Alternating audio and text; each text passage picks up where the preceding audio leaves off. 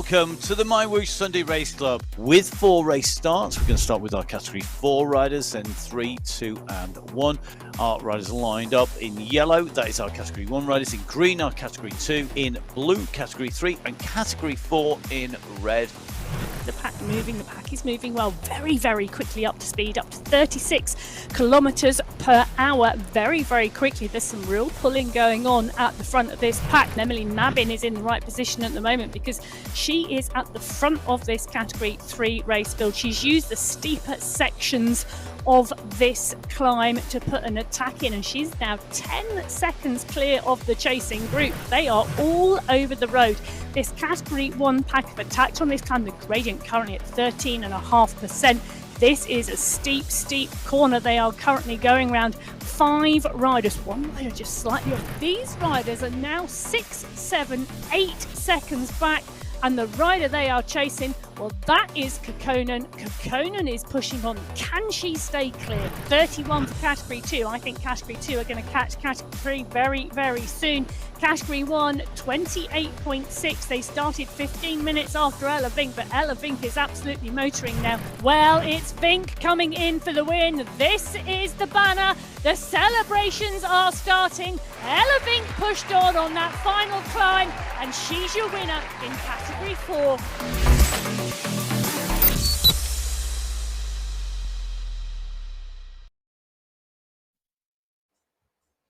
Hello and welcome to the MyWhoosh Sunday Race Club. We're here on the 24th of September 2023 for the monthly final. You're with me today, Emma Martin.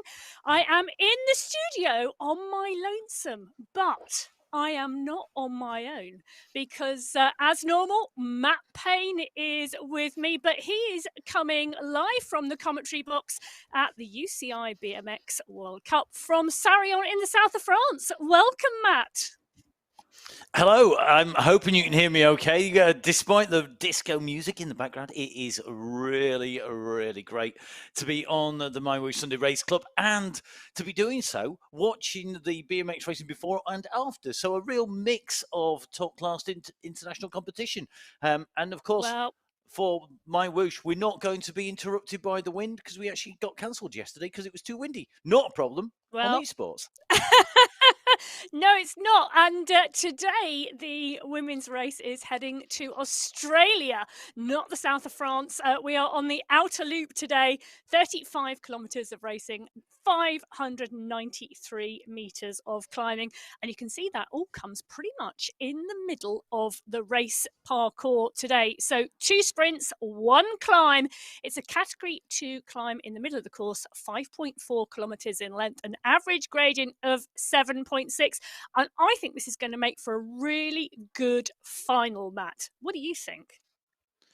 I agree. I think the selection has to be made in the run into that climb, particularly out of the tunnels, the depression that you can see just above the climb segment on the map, legend at the bottom of the page. But that big climb is going to be critical. It's stepped as well, so you've got to be absolutely nailing it on the way through. And then that run to the finish, well, I think that will be decisive, but I think it's going to be group sprints at the end. But, you know, this is the finals and anything can happen.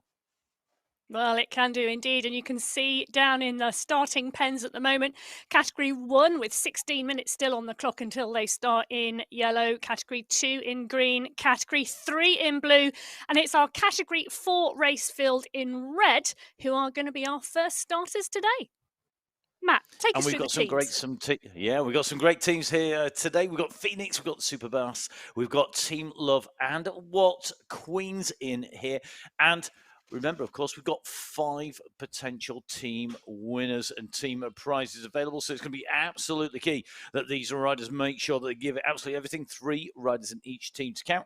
And the What Queens, I think, have got to be favourite. But, you know, they've got to make it to the finish with all 3 riders. They do indeed, and I think it's going to be really close today because I think Team Love and Superbass are indeed going to give them a run for their money. So as the clock counts down. We are lining up, and away we go on the MyWhoosh Sunday Race Club. This is the September final. Category 4 are up and out of the pens, and they swing on to the boardwalk.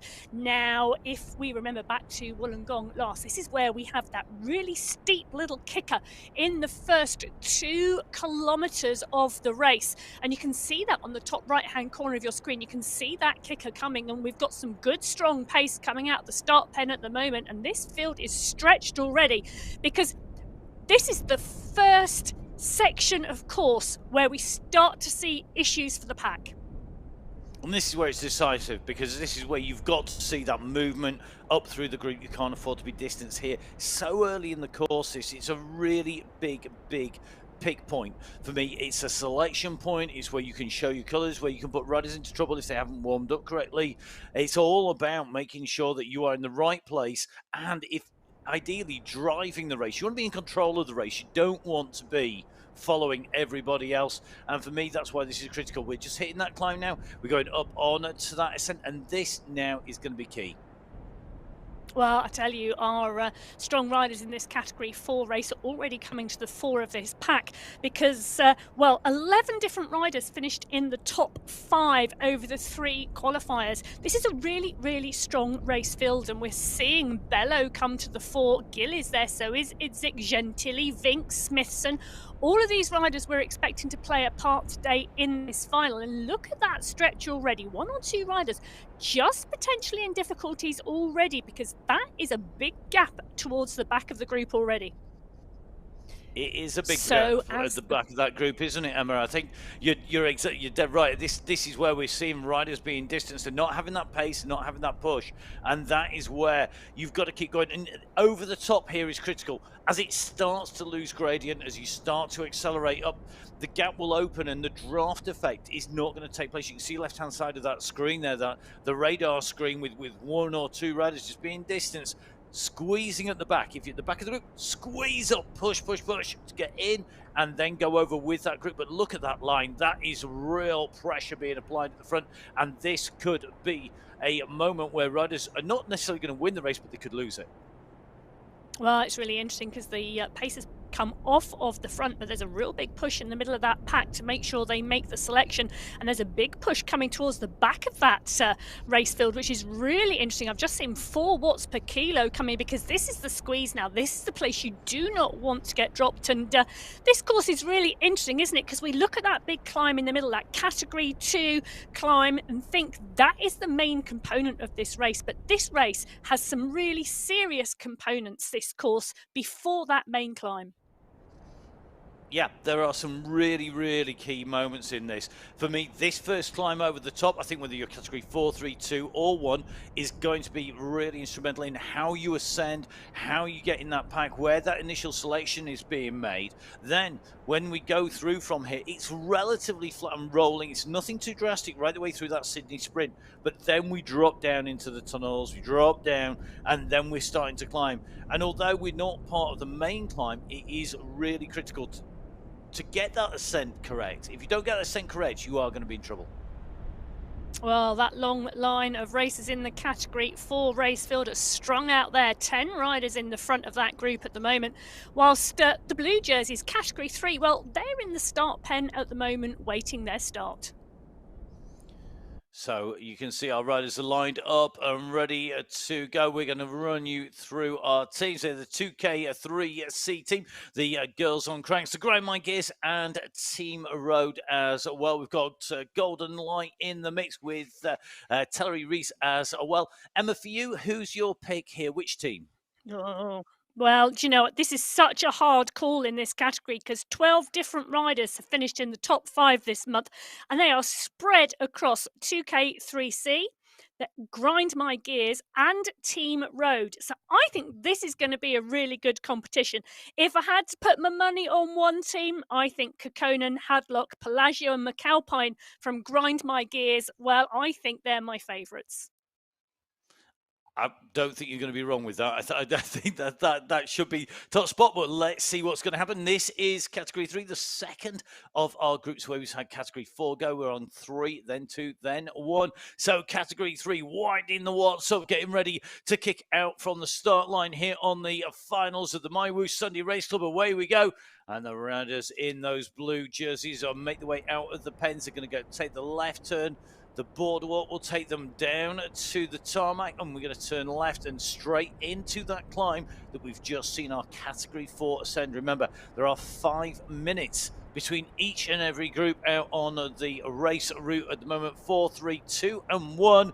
And now the nerves surely are kicking in. They've got out cleanly. They've come out as one bunch. Emma, if you were racing this, you'd know that the climb's coming. Where would you be in this pack? Where do you want to be?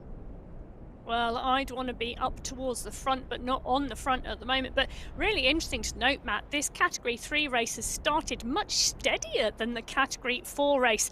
They came out and really gently came into that pack before they've got to the climb, whereas that Category 4 race came out hard from the pen. And that means that you've got to be ready almost for a jump here rather than it being just a steady run into it, a pace into it. You've come in slow, and almost you think there's going to be a kick, but at the moment we're just starting to see it wind up. We're just looking at those numbers, and we are seeing it lifting up. You see the red on the right-hand side of the screen, those chevrons going across. That is the attack, isn't it? And this is the moment. Some very familiar names up there. I've just seen Sanchez go up. I've just seen Hadlock moving up here. Kekkonen really is a who's who, and I think they know you've got to be in it to win it. Yeah, I think they do. And Arres got caught out a little bit there. She was just off the back of that group and had to put a kick of 7.8 watts per kilo in to get back in as the push came from the front. But now she is there right at the front with, well, she is right at the front. Hadlock is with her and Jose Zabala. Mabin is there as well. So is Kekkonen. These are the names I see to be the ones we're going to be talking about at the finish. And they are absolutely definitely towards the front. And look at the Category 3 pack.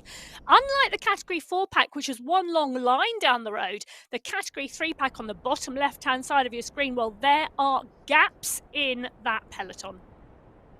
There are gaps in that peloton, and it really is opening out here. This is why you've got to be in there. And it's a different running. As you said, Emma, you come in Category 4, they were right on the rivet, right away from the gun, right away from coming out of the pen. They were giving it absolutely everything, and that means that there's less change in acceleration, that you have the hill coming in, but you're already keeping that chain tight. You're already pushing, whereas with Category 3 here, we rolled into it steadier, so there was more reserve. There's more chance to then kick upwards and accelerate, and that is what can catch people out. You've really got to be attentive, and you've got to know how your system rides as well. And I think that's one of the key things that is really different. Every bike, every type of bike, every type of smart trainer, every type of smart bike will actually ride differently, and how that feel, that kick, that acceleration, how fast it winds up the pace is really, really key, because you need to be in there. And if you get caught out, there's so many more watts you've got to generate to get onto the wheels,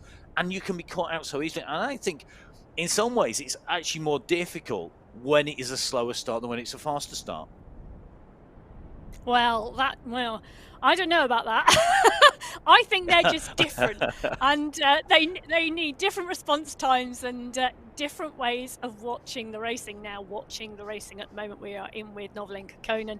Giraldo is there, so is Arres, McAlpine, Pelagio. Castano is in there as well as Mabin. This group now rolling nice and steady after that initial climb. One or two riders, as we said, have indeed been distanced by that start, by that early kicker that went up over 7%.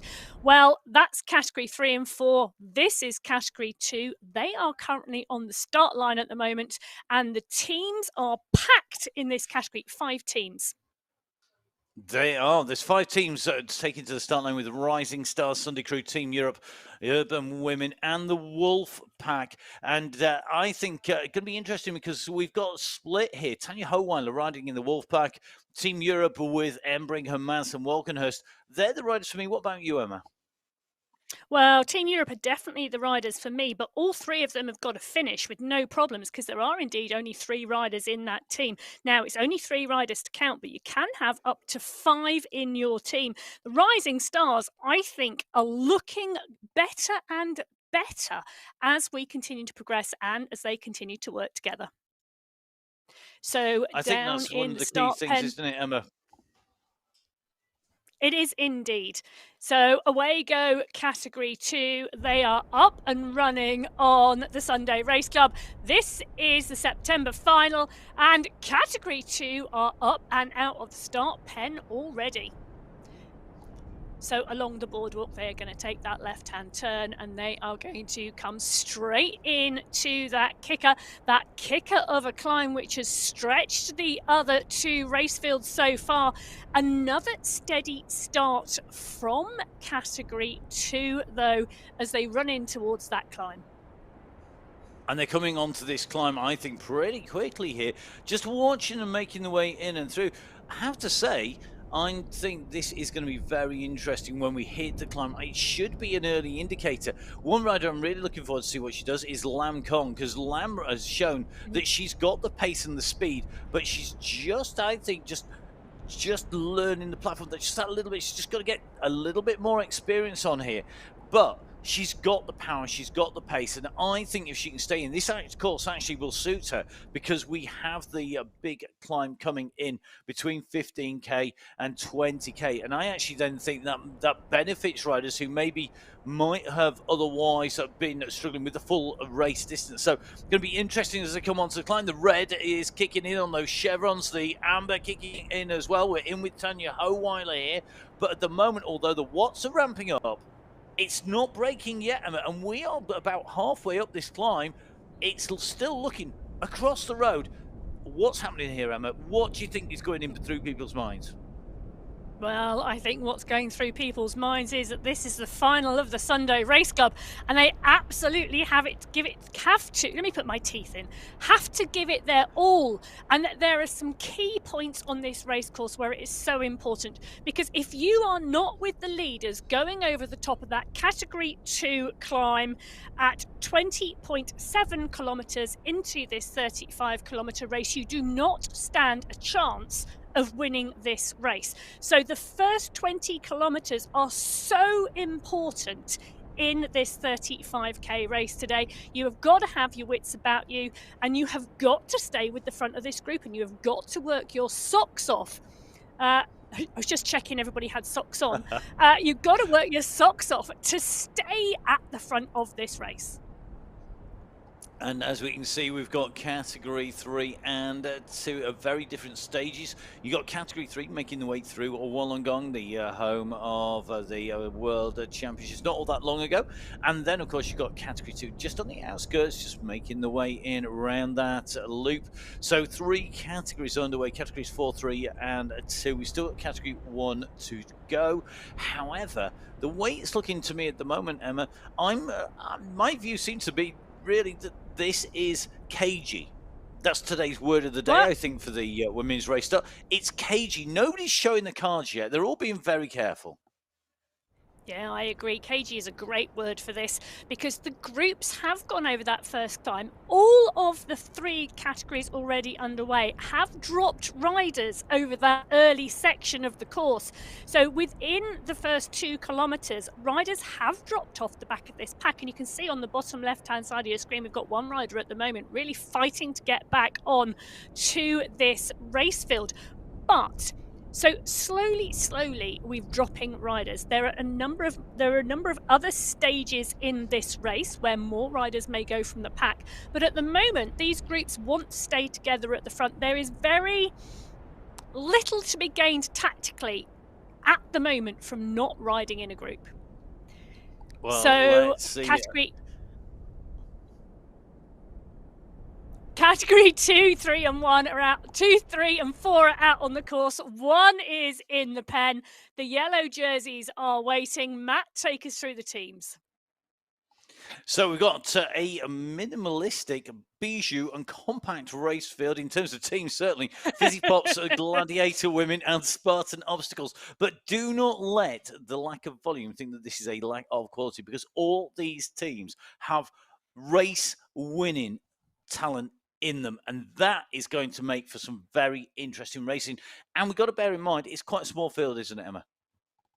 It is quite a small field, just 11 riders today on the start sheets of Category 1. But Fizzy Pops, Spartan Obstacles, this is going to be good.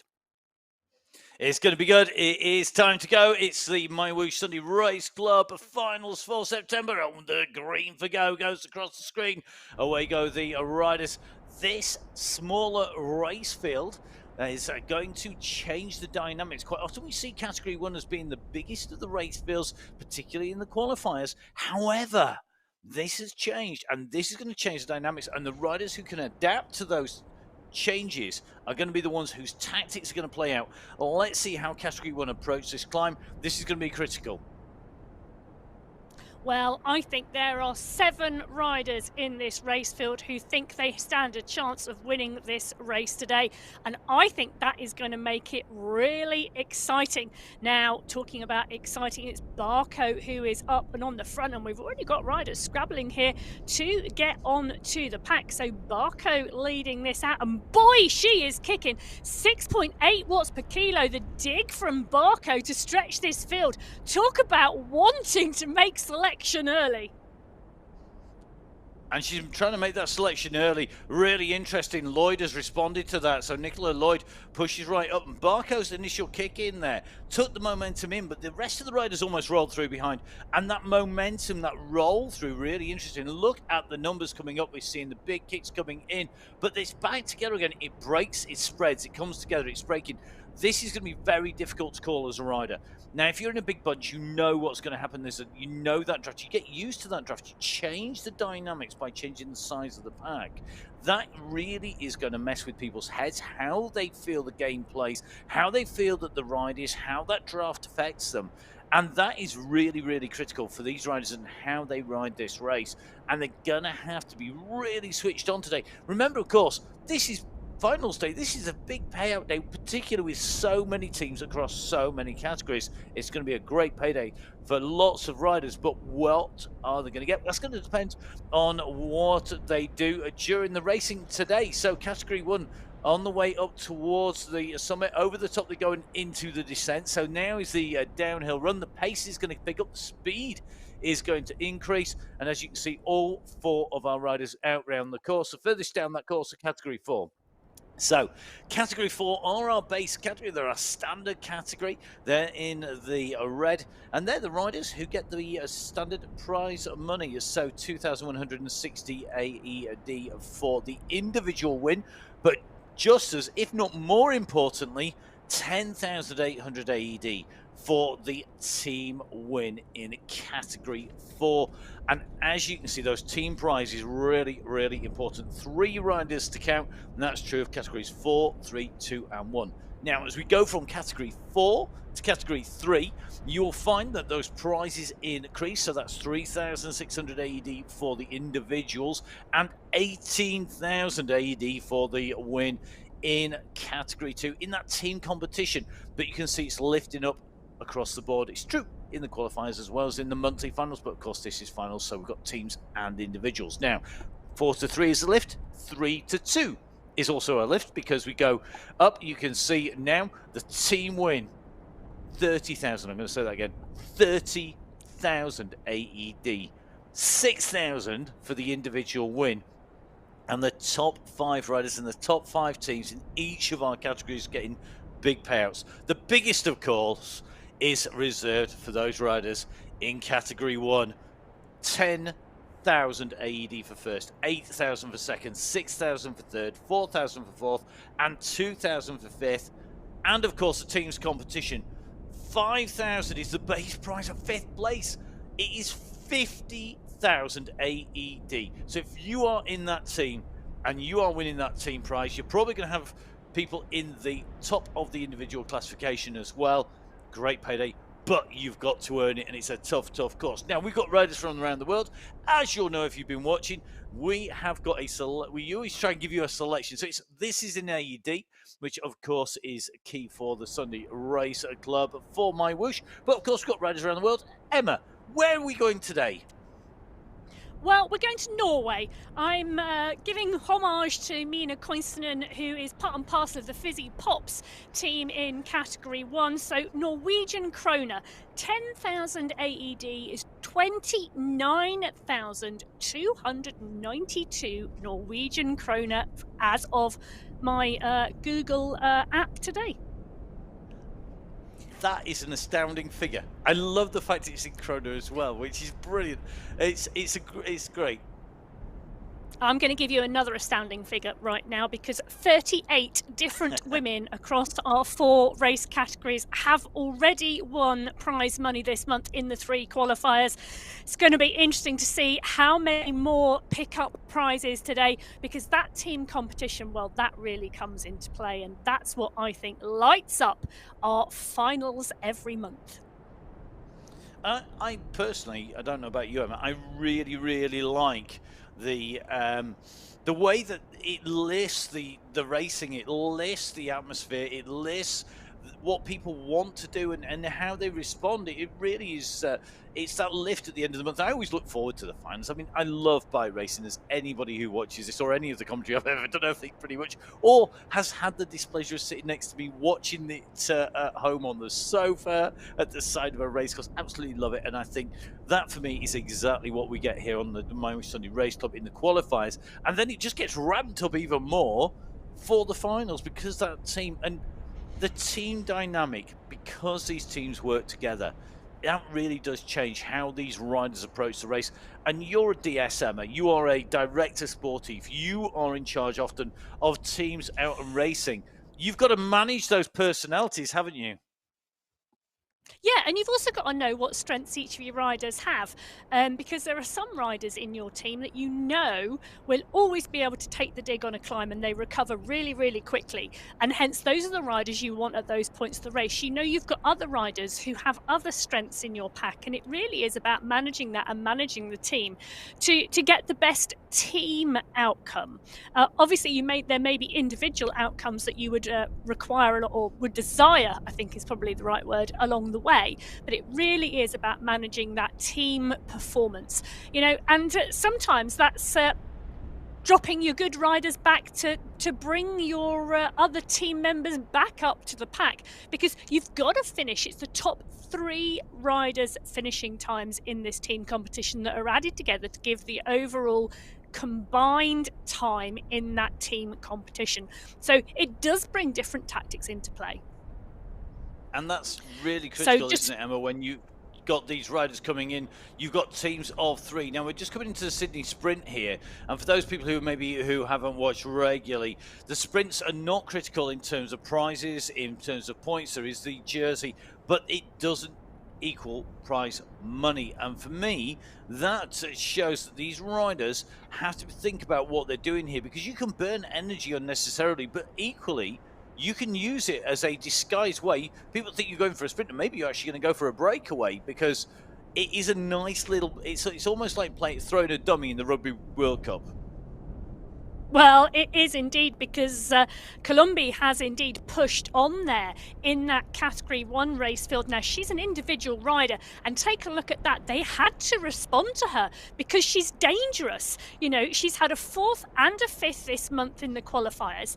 You can't let her go, even if it is a sprint segment, because exactly what you say, Matt, you don't know whether it's their rider is just going for the sprint or utilising that as a tactic to break away. So Manshandi taking the fastest time through there, but that was in response to the attack from Columbi in Category 1. Kansani in 2, Biarhead in 3, Engström in 4, Erfek 5, Gonzalez Rua 6, Koinston 7, and Columbi, who is the rider who put the attack in, with the 8th fastest time. Now, what is interesting is the 9th fastest time is held by a Category 4 rider. So Category 4, well, they were pushing on at that point in time. And it is really critical, isn't it, where this is in the course. So the sprint comes, it comes after that initial climb. We've got a plateau that we're running across. There's a little bit of a rise and we drop down in towards those tunnels. That is going to be really key for these riders because you've got to be in the right place and you've got to be able to respond to these changes in gradient. You can see, in fact, really clearly here, Category 4 are out beyond the tunnels. They are well on the way down and across on the race route. Meanwhile, categories 3 and 2 are down in those tunnels, and you can see that at the moment the category 3 are ascending out from the tunnel, and this is the exit here from the undersea tunnel. So this is a run onto the tarmac. At the moment, though, it has not broken up despite the efforts of the riders. It has not broken, and for me this is really critical because as you come out from here, we then have a further section to 15.3K, which is where we start the climb. So you've only got about 4K. Yeah, you do indeed. And this Category 3 pack, we think we said at the top of the show, 12 riders have finished in the top 5 this month in this Category 3 pack. This is such close racing. These riders are so well matched in this category. I'm not surprised we are seeing such a large group at this point in time coming out from that underground tunnel. And I agree, the category 3 it is so well matched, but that is true, I suppose, really, of all our race categories. It's the advantage of having 4 categories racing in the finals, because you do find people to race against, whatever your ability. And if you are watching this thinking, oh, I really fancy a go, I'm looking at the numbers, jump on board. The worlds are always expanding. There's lots of different ways to jump in. There's lots of support as well. So if you want to know how to set up the computer, whether you want to know what you need to do to download, does it fit the space, and of course how to ride and where to go. There's lots of great social rides now as well to get used to the platform. And that is a real key part of it. We're seeing more and more of our teams putting on events where you can go ride with them. And whether that's course preview or whether that is going out and getting a ride in maybe one of the new worlds like Belgium, it's really, really key. The more you ride a platform, I'm sure Emma will agree with this, the easier it is to race it. Practice it in training, race it is when you then make it count. Well, you do indeed, and we are currently taking a look at where on the course all 4 of our categories are, and they are all, as you can see, there is one common denominator at the moment. There is a lead pack in every race. Well, I say there's a lead pack in every race. That Category 2 race field are stretching it, and that because they are coming out of the tunnel at the moment, and this is another opportunity to attack before that Category 2 climb. And the push is on here, and the fight to stay with that group is absolutely here. And it's Anna Embring and Lisa Hermansen who are doing the damage at the front, and I'm not surprised at those two, because Embring has had a 2nd, a 4th and a 5th, and Hermansen, well, she has won all 3 of the qualifiers this month. They have absolutely got to be favourites for a top 5 position today, and they are making the action at the moment coming out of the tunnel. They're making the action and they're making people's legs hurt big style here. This really is making things tough for them, and that is because of the effort required. Now, they are on the ascent. They are basically the other side of the tunnels from the Category 1 on the left of your screen. So really, I mean, pretty much you've got Category 1 on the left diving down in. We've got Category 2 ascending out. And you look at the difference here in terms of pace. It's over double, nearly treble the speed on the left-hand side of your screens to the right-hand side because of the difference between descending and ascending. I know which one I'd rather be on, and it's not the right-hand side of that screen. I don't know. I think the right-hand side of your screen, when you're going up in the Sunday Race Club, that really is where it is all important. Though we have seen attacks on the downhill. Never imagine that a downhill is just about recovery, because that's where racers get caught out. Because if you attack on a downhill, the speed and momentum you gain from that kick really can stretch the field and really start to create gaps. Yeah, it's looking really, really interesting there. I think that change in momentum, that change in pace is breaking it up. We're looking across here at Category 1. Now, this was well, compact and bijou race field was the description I gave it. It's definitely compact, but we are going to see a selection. I think almost in some ways the pressure is ramped when you have a smaller race field. When there's a big race field, you can lose yourself in that pack, hide out of the way. Because the race field is reduced down when we get to finals, because you've got to qualify for it, because you've got to get those qualifying rides in, I actually think when you get to this smaller race field, the pressure sort of inversely ramps its way up again to the reduction in field size. And it does mean, I mean, if you're in there now, in theory, I think that's what, 8-10 riders in there out of that group. There's got to be 8 riders. Thank you very much, Emma. She's waving at the right numbers at the screen there. So 8 riders, and there are 5 prizes. So basically, the majority are going to be in there, and that's what you want to be. You want to be one of the majority who's going to take away those prizes, but that puts the pressure on. You know this can happen, and if our riders are watching live, us talking about it will make it even worse. Meanwhile, if you haven't got a big enough race field on your own, maybe the way to do it is to catch up with a few riders from the other race field. So category 3 here now in the mix, getting the riders in the red joining them, because that is category 4 riders that they have caught up with, and they are heading in towards the climb. So 13.9k covered. Remember, the climb kicks in, and that is going to come in at 15.3k. The leaders in category 4, though, not those riders who've been caught, but the leaders, they're onto the climb. So this is going to be critical. We are into the climb, category 2 climb. Emma, the first part of this really does ramp up, doesn't it? Because it just gets steeper and steeper and steeper, and we can see that on the profile top right-hand side of the screen. Yeah, it's a really interesting category to climb this. It's 5.4 kilometers in length, 7.6% average gradient. But this first section, you can see just as we go into that second kicker, that tops 13%. But in the final, and I mean literally the final 100 meters or so of this climb, it tops 16%. So there are some very, very steep sections on this climb. That does also mean there are some pretty flat gradients in parts of the steps of this climb. So it is a multi-stage climb. And if I was one of the riders, or if I was a DS in their ear, I would be telling them not to think of this as one climb, but to think of it as 3 separate climbs with the opportunity for recovery or even attack in between. Really insightful there. Really, really interesting insight into what will be going on now. The Director Sportive, DS, they are the managers on the road or in a cycling team. So if you're not necessarily a cyclist, but you are somebody who rides regularly on esports, because we do have lots of people coming in from the non-traditional route of coming through from cycling outdoors to the indoors. You maybe started on the indoors, and all this cycling parlance is going to be strange. Well, the peloton, the group, the bunch in there generally are going to be getting instructions from team helpers and the team manager. And that team manager is known as a Director Sportif across a lot of cycle sport.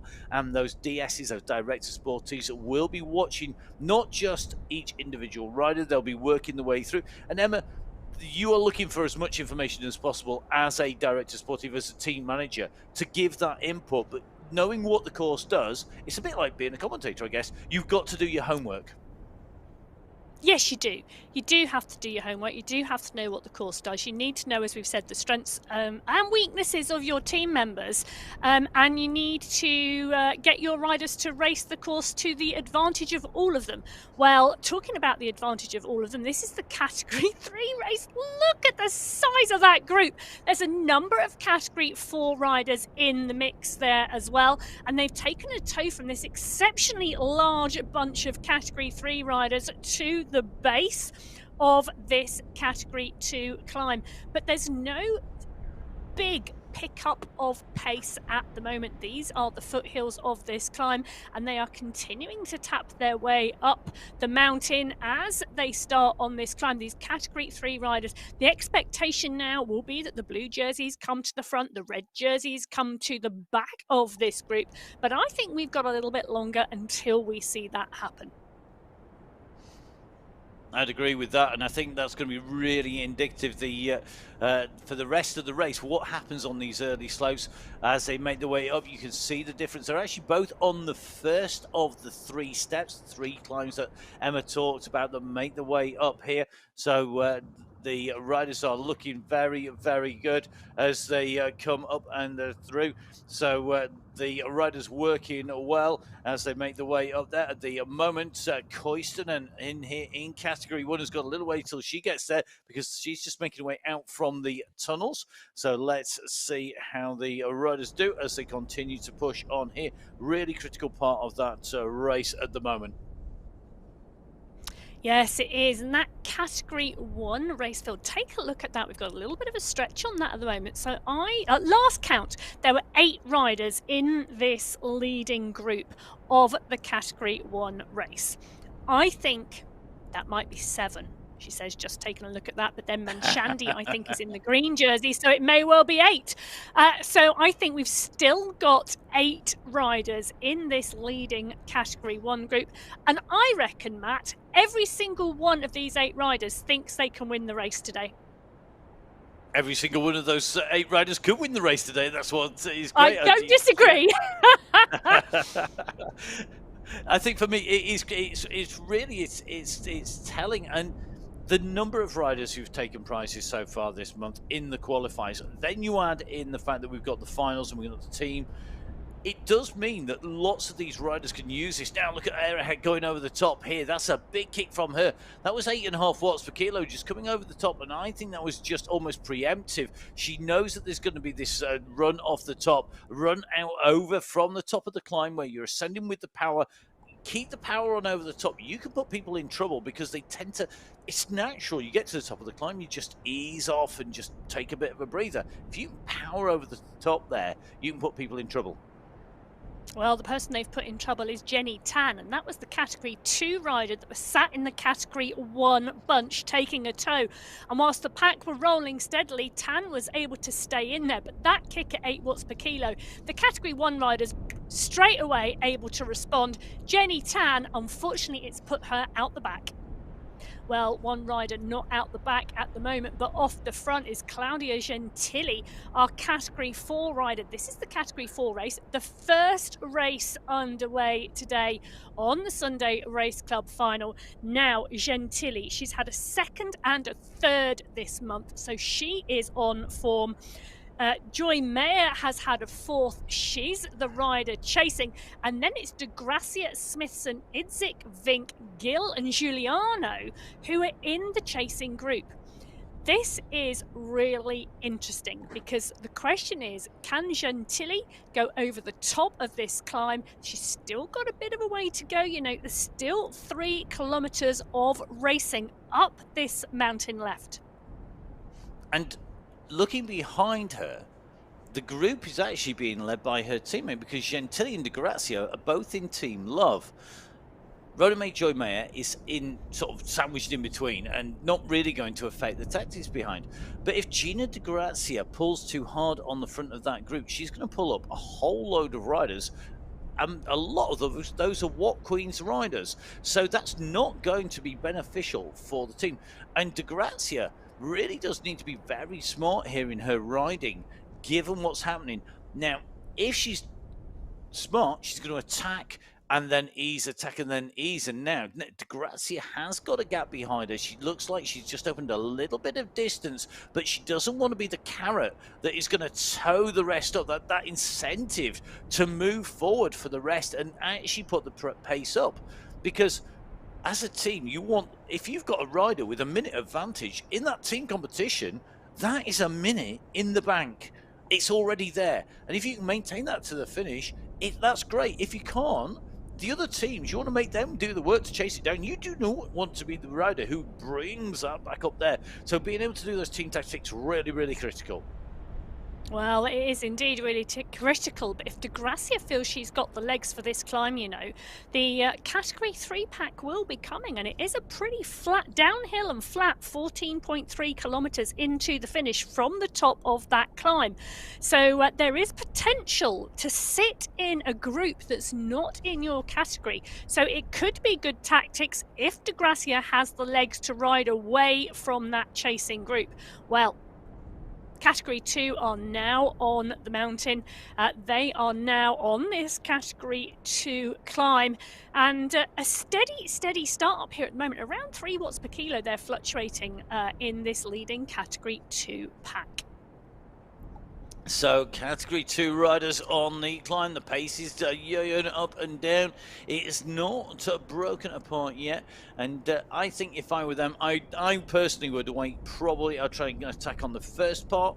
As you go onto the flatter section, onto that step, you can see there's still some wear away. Or, as Emma has described, the very final part, 16%. I think, to be honest, I'm not sure whether I could attack at a 16% climb, but if I had anything left in the tank at the top of that climb, I'd be making that 16% work in my favor and really go on the attack and put the pressure on. Now, speaking of putting the pressure on, Madana Degamashandi, another rider who's working well here, and very interesting in the Category 1 race field. The Spartan obstacles with Erahek and Mashandi, they could actually work over riders like Engstrom, Bjarhead, Kasani, Lopez, Barker, Lloyd. I think very interesting to see who's going to take top spot here. Emma, in terms of favourites, in terms of riders who have taken wins, how many of the riders in our race field here, here's a question for you. How many riders in our race field in Category 1 racing today have taken a win in the qualifiers so far? Have taken a win? Yep. One, because Catherine Fuhr, who took the other 2 wins, isn't with us.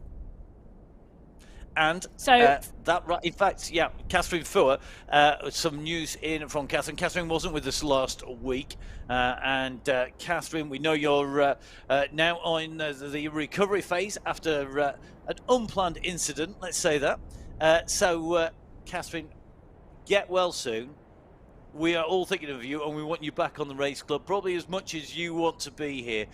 So our thoughts from the entire MyWhoosh team going out to you, Catherine. And we look forward. We know you can do it. Get yourself back in on this racing. We'd love to see you back here in a little while's time. No rush, no pressure. But when you're ready, you're always welcome, and we'd love to see you. Yeah, well, that is indeed true, and Fuhr normally part and parcel of that Spartan Obstacles team, but Manshandi, Gonzalez, Rua and Herevek, the 3 riders in that squad today, all really strong riders, and all in this leading group. Now, the Spartan Obstacles have won the last 3 months team competition. The question is, can they do it today? Or are the Fizzy Pops going to take it away from them? Because Coinston is in here, Bjarhead, Engstrom and Kasani, all 4 riders from the Fizzy Pops, all 3 riders from the Spartan Obstacles are indeed the riders in this group. I think it's going to be very interesting. I so can't wait to see what they do. We're going to have to wait no longer, I think, because this is the climb underneath the UCI polka dot banner there as they come in underneath the archway. They're on to the climb here on the outer loop in Australia. Category 1 hit the lower slopes, and time for talking is done. Well, the time for talking is done, and if you, like me, were thinking there's 8 riders in this group and Emma's just given me the name of 7, the other rider, Selena Columbi, is an individual rider, so not part and parcel of a team today. So we have an absolute head-to-head. All of the Fizzy Pops versus all of the Spartan Obstacles, and they are now on this Category 2 climb.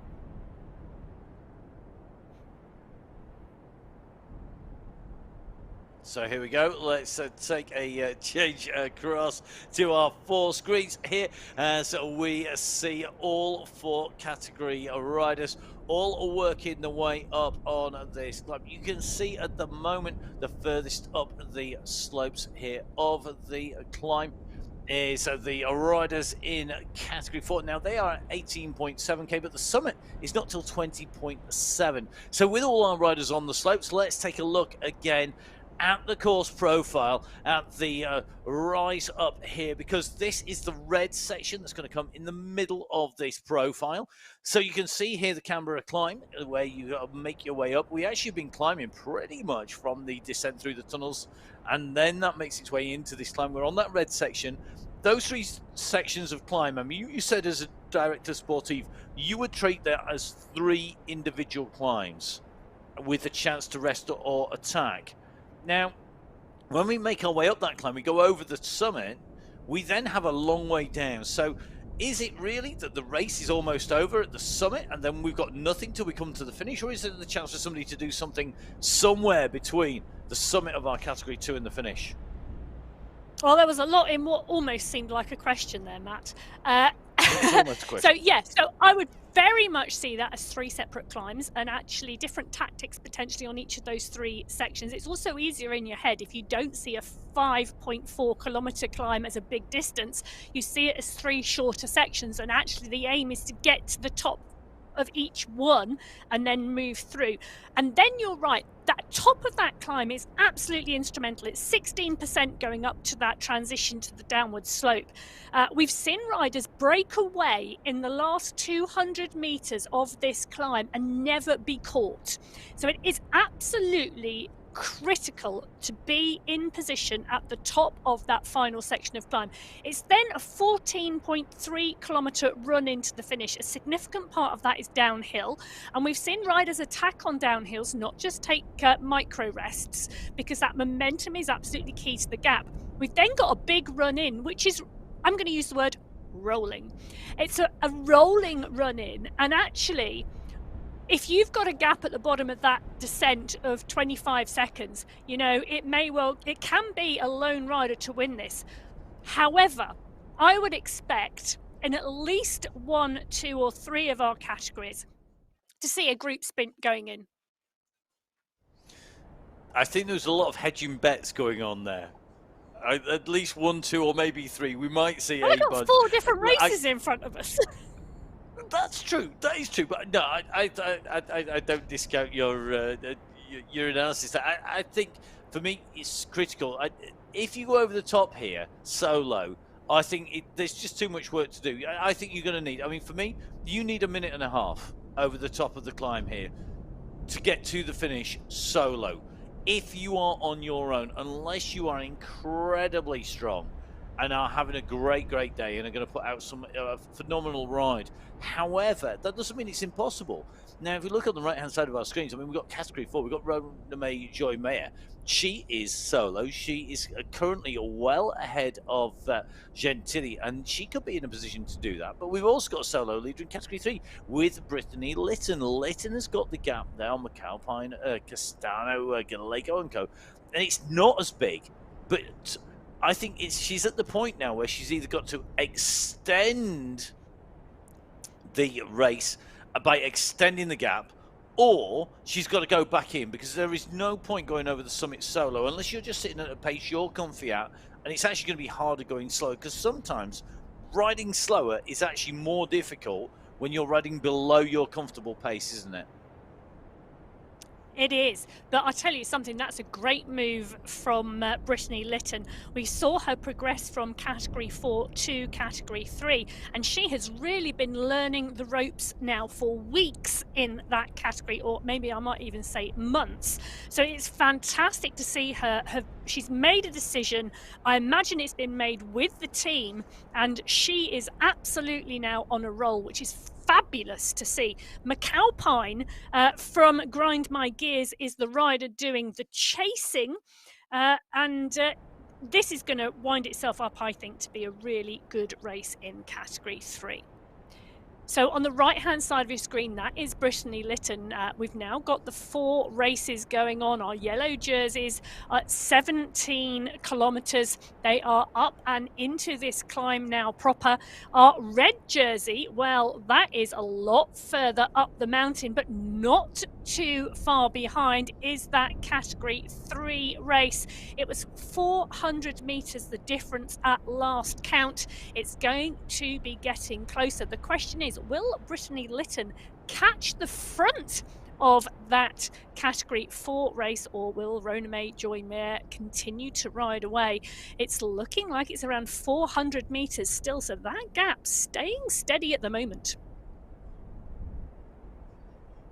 So Category 4, the first race underway today. They are the furthest up the mountain.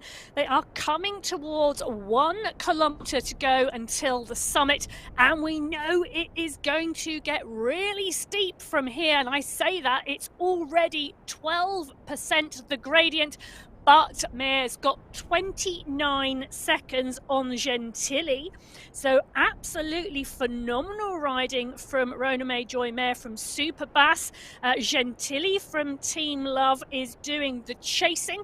Ella Vink from the Walk Queens is in third. But this gap, they are huge at the moment. So 40 seconds now back to second, over a minute back to third, and then the chasing group even further back behind. And you can see that on the bottom left-hand side of your screen. We've got a lone rider, we've got a single chaser, and then we've got what looks like the rest of that Category 4 peloton.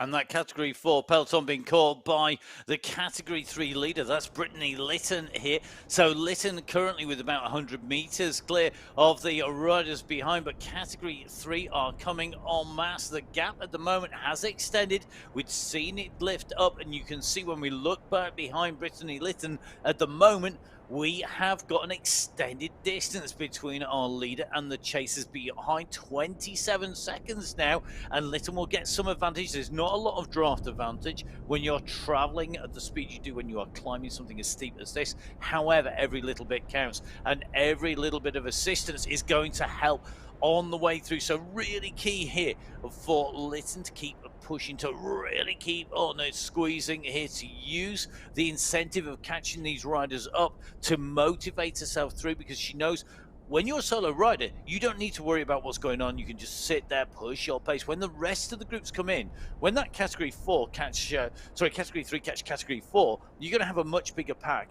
And it's going to happen on this ascent, it's going to happen on the climb, and that means there's no real big draft advantage of a massive bunch. Well, the question also is will anybody from this Category 4 pack try and go with Brittany Lytton and actually make them move in this Category 4 race? Now, Ella Vink is the rider I would expect to do the chasing and latch on, but it doesn't look like she is. Now, Lytton moving really strongly up this mountain. She's only now got 3 riders ahead of her, and that's 1, 2, 3 in this Category 4 race. So it's really starting to take shape now on the big Canberra climb here on the MyWhoosh Sunday Race Club Finals. You can see the riders are now in that chasing group in Category 4. We've got Fink, Gill, Idsig really trying to push on here. Meanwhile, you can see we've got Hermansen here now having to make a move. She's got Walkenhurst, though, with her for company, and that is a big move by Team Europe in Category 2. Embring is behind at 13 seconds. Taconis, Montoya and Co are going to have to decide what they're going to do. What are they going to do to bring back the leaders? They do not want to give away first and second prize. However, you've got some very strong riders there, and Hermansen and Walkenhurst, they know how to ride together. They've shown that before. They have the lead at the moment. So behind Embring, Taconis, Montoya, Alze and Smithers are chasing, and that is a real mix of riders from the Wolf Pack. You can see that there are riders in there from the Rising Stars as well, and they're going to want to pull this back along with Urban Women's Alze. So all the teams behind represented, but these are your 2 escapees. It is Walkenhurst and Hermansen. So who is going to be able to respond to this. Not too sure. It's going to be one of their teammates. What do you think, Emma? Well, I think Hermansen, Embring and Walkenhurst were 1, 2 and 4 in last month's final, and this is a concerted attack from Team Europe. Now, if they can get 1, 2, 3 this month, that is absolutely outstanding and guarantees them the team win. Rising Stars have got 2 riders in that chasing group. They need a third, but they are indeed pushing on, and that is great to see. It's great to see the Wolfpack riders doing well with Smithers and Kong as well. But, you know, that's a 30-second gap back now. And I think these 3 teammates are going to work together and work really strongly to get this team win, as well as the 1, 2, 3 overall. So that is indeed the riders here in Category 2 pushing on and pushing up this mountain. These riders riding seriously strong as we tap back in to the leaders on the road, and the leader on the road at the moment is still Rona May Joy Mare, and she is 40 seconds ahead of Claudia Gentili, who's second in that Category 4 race. Brittany Litton has worked her way up to third on the road. She's leading that Category 3 race, and that race started 5 minutes behind the Category 4 field today.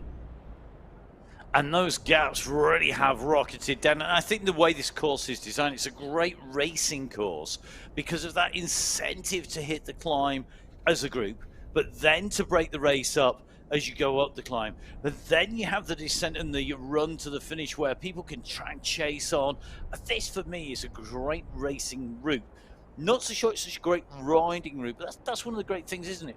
With such a variety of routes on MyWhoosh, you can choose your route, you can choose what you want to do, whether it's a racing or a riding route, how you want it to go. And that's what a lot of the new rides, the social rides that are being put in, the club rides, the race team rides, are that people choosing their routes and choosing what they want it to do to get that response. A bit like you can choose your training plan from the training plans that's on MyWhoosh. You can do the same with your race route as well. 2 riders who know this inside out. You can see them there, your leaders in Category 4 on the right of your screen, Category 3 on the left of your screen. 2 lone leaders here at the moment. Rona May Joy Mare about to crest the summit. She's about to go underneath the banner and set the first time up the Canberra climb here today. She goes over the top. No surprise, she takes the polka dot jersey, currently number 1 of 1. However, the rest of the race field are chasing. And the leader of Category 3 should be the third of our riders up over the summit. She's not that far behind Gentili, though. So she can see that banner coming in front of her. We can just about make out Gentili coming through. So the time set by Rona May Joy Mare. She's the fastest rider up there at the moment. Gentili's going to come through behind. It'll be the second fastest time at the moment and the second fastest in Category 4. But I think Litton is doing a real ride here, and he's going to set the fastest time so far when she hits the top of that climb. But the race for the overall, of course, unfolding behind.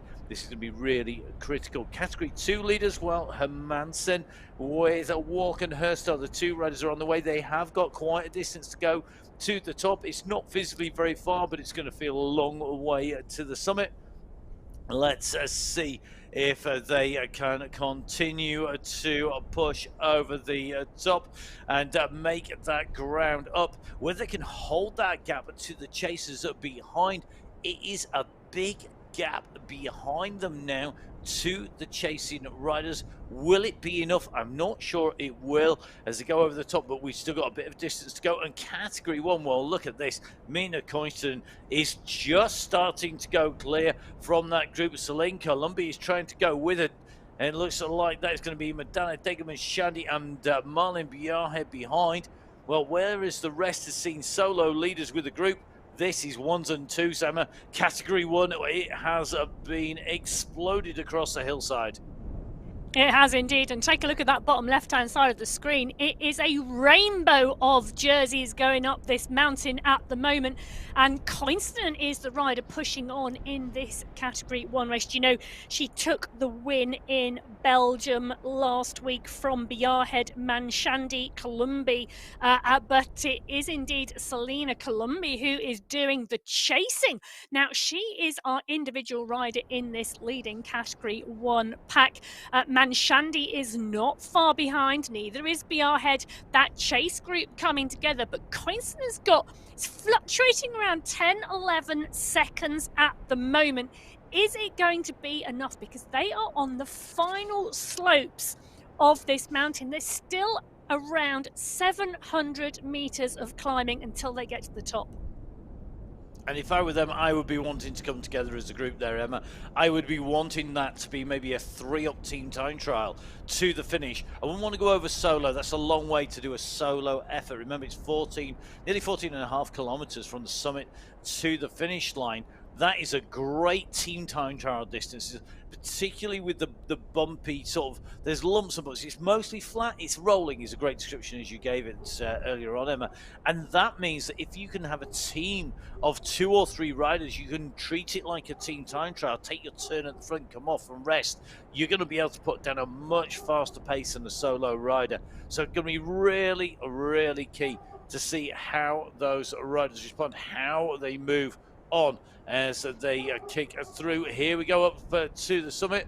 Walkenhurst, Montoya and Hermansen over the top, and this is the move into the descent here. So Walkenhurst, Hermansen, Montoya come over the top pretty much together. We're just going to have a little bit of a look. Zabala is not all that far away here.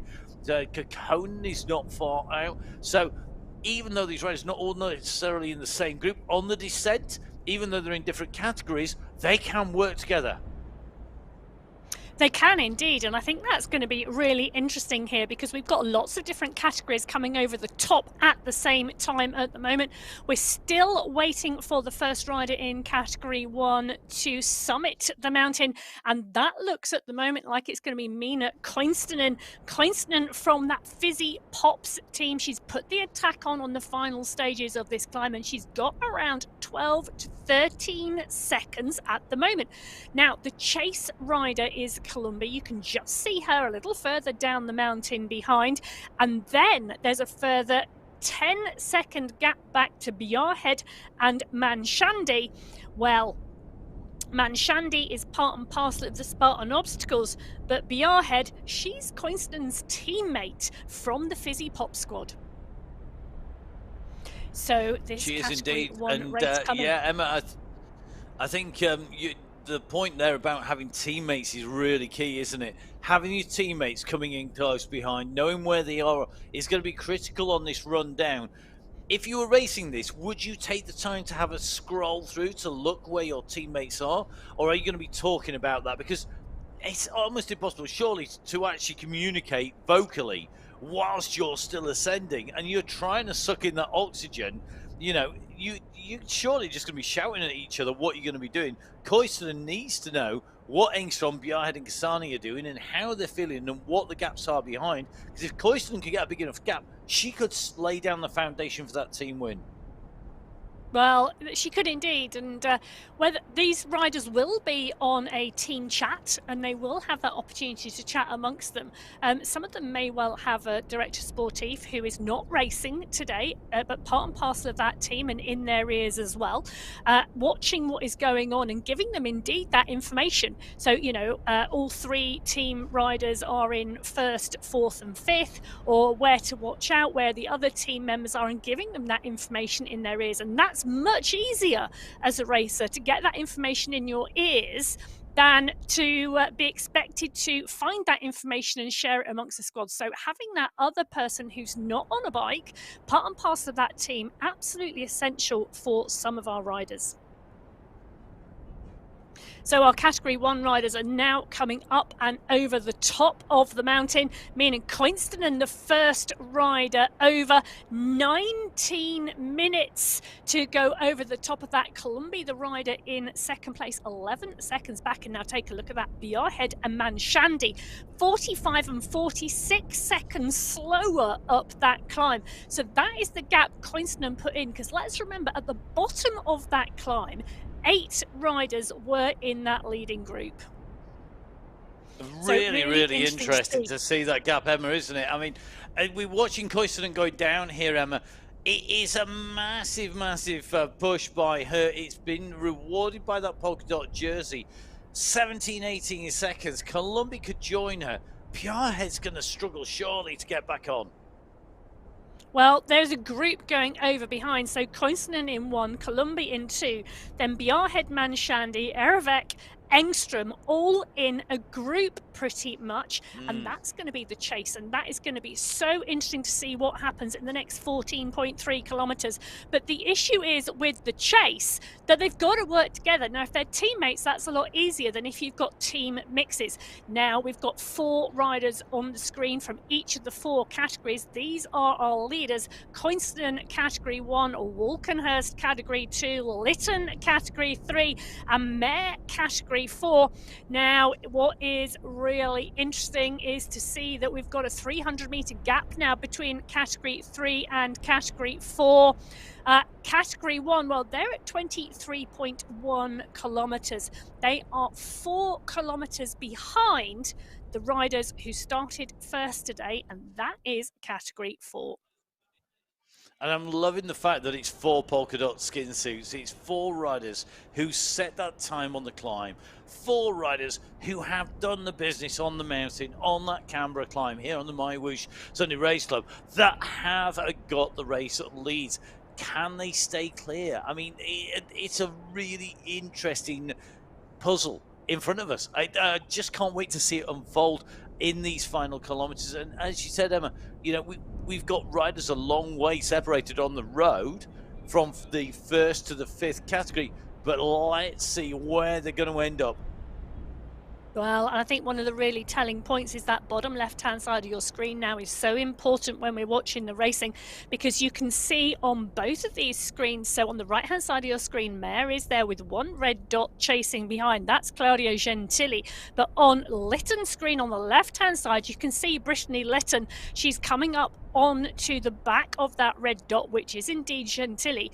But Alzat and McAlpine, well, they are closing her down. Gallego is also in that group, and Castano. So Brittany Lytton, she put that attack in on the climb. She got that distance, but I think we are going to see a group of 4 riders join her. It's actually a group of 5 or 6 riders, because Ella Vink is in there. She's a Category 4 rider, so they are going to be towing Ella Vink up to the Category 4, 1, 2. And Carolina Alzat is the rider in the green jersey in there, but she's a Category 3 rider because that is the sprint jersey. She holds the most points in that first sprint, and hence she's in that green skin suit. So really we are about to watch this dynamic, Emma, yeah, isn't it? As they come through, the riders are really starting to push here. They know that we're coming in towards the finish. I mean, 7k to go. We're getting in that with sub 10k. Big real key thing, isn't it? And look at the move through. Yeah, they've just come straight through, haven't they? They've caught on to the back. So now we have got 5 prizes, 5 riders, but we're going to see who's going to go take those, because we have Lytton in this mix. And I think Brittany Lytton, after working so hard, really now is going to be the rider who's desperate to take that. But this, I think, will be a sprint, and that is different dynamics. So total group together now looks like about 7 or 8 riders in there. I'm sure Emma will have the accurate numbers. How many we got in there, Emma? Yeah, so 8 riders in this pack now, but 1 Category 4 rider, and that is Ella Vink. So 7 Category 3 riders now in that leading group. And Ella Vink, well, I think she's going to get a toe back to at least the second position in that Category 4 race. If not Rona May Joy Mir at the front of that Category 4 race. Do you know what, Matt? We could see the first 3 in Category 4 and the first 7 in Category 3 all come together.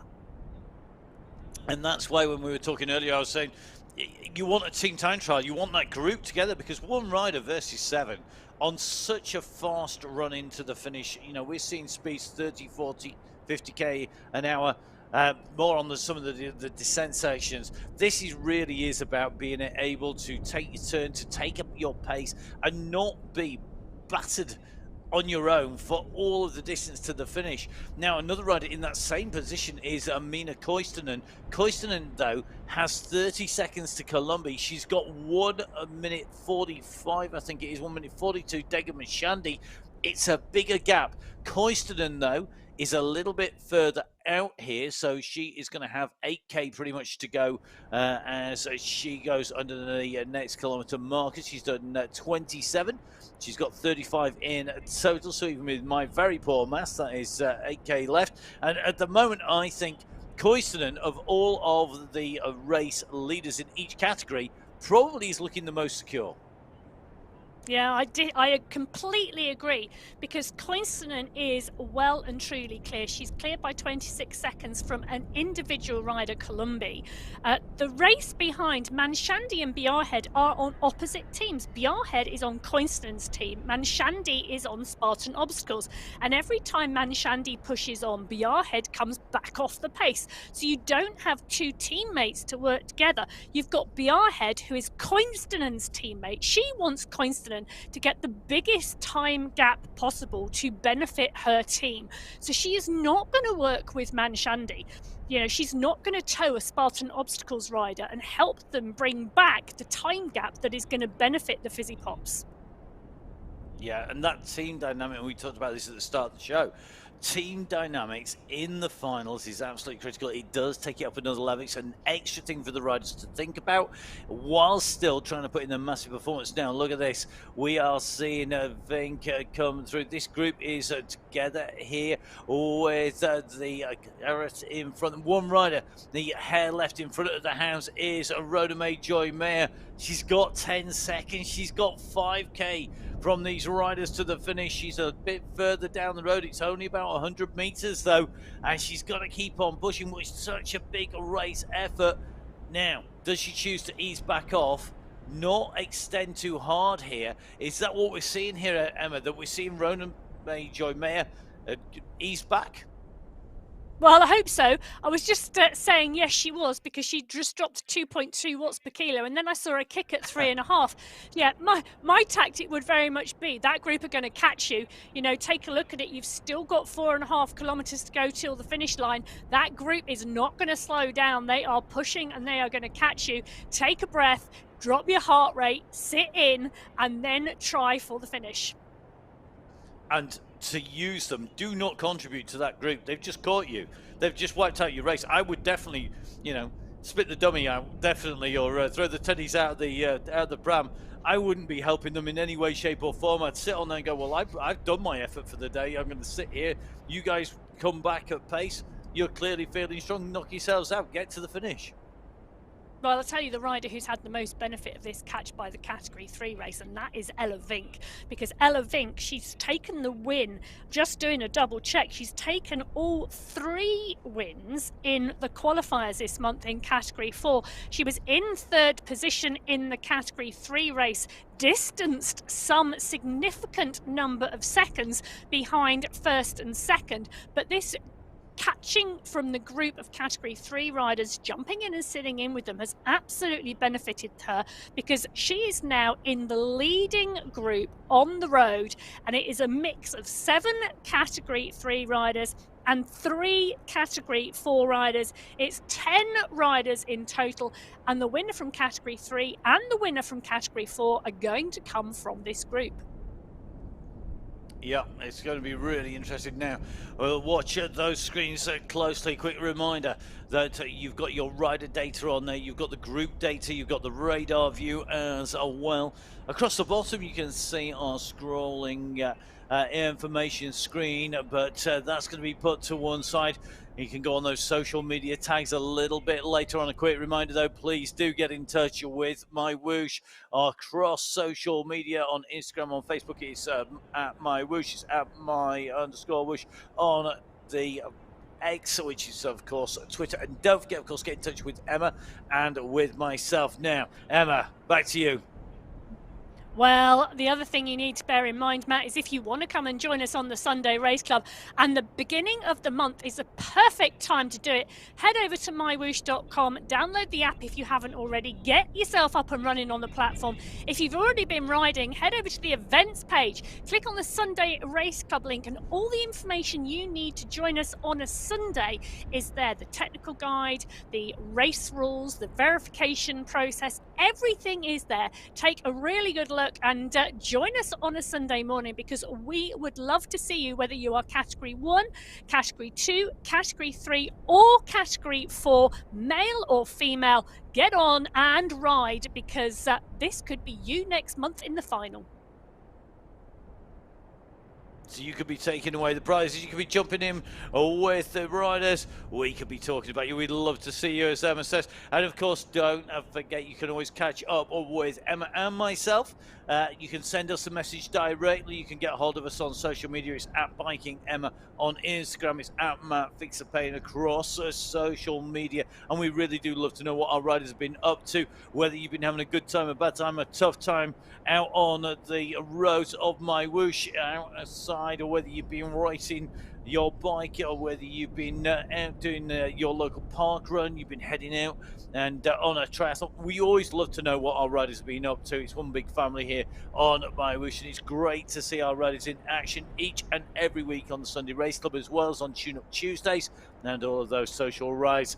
Time for the riders, though, to put all of that experience, all that practice into place, to use it to their benefit. Big kick now. Elevink on the front, winds it up. Instant response, so from Claudia Gentili and Vink together are the leaders at the moment. They are starting to rip this up. They are battering at each other at the moment.